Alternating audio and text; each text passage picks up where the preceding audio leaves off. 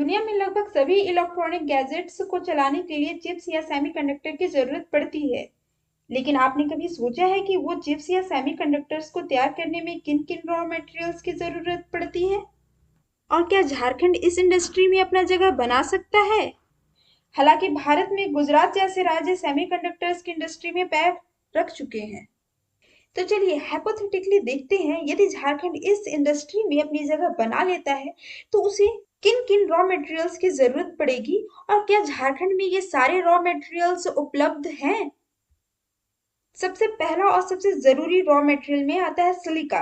ये झारखंड के सिंहभूम, दुमका, देवघर, पलामू, साहेबगंज में पाए जाते हैं।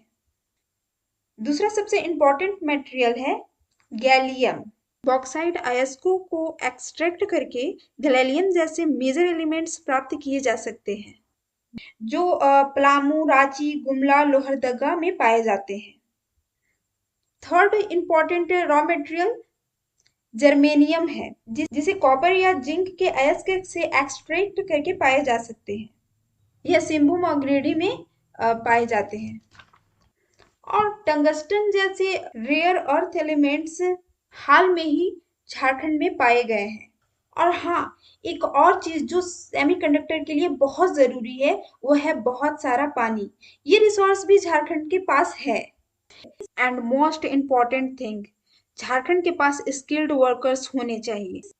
इसके लिए झारखंड के एजुकेशनल इंस्टीट्यूशंस में नए डिप्लोमास और कोर्सेज शुरू करने होंगे, ताकि लोकल यूथ्स को इस इंडस्ट्री के लिए तैयार किया जा सके और साथ ही साथ जो अनएम्प्लॉयमेंट की समस्या है उसको कम किया जा सके।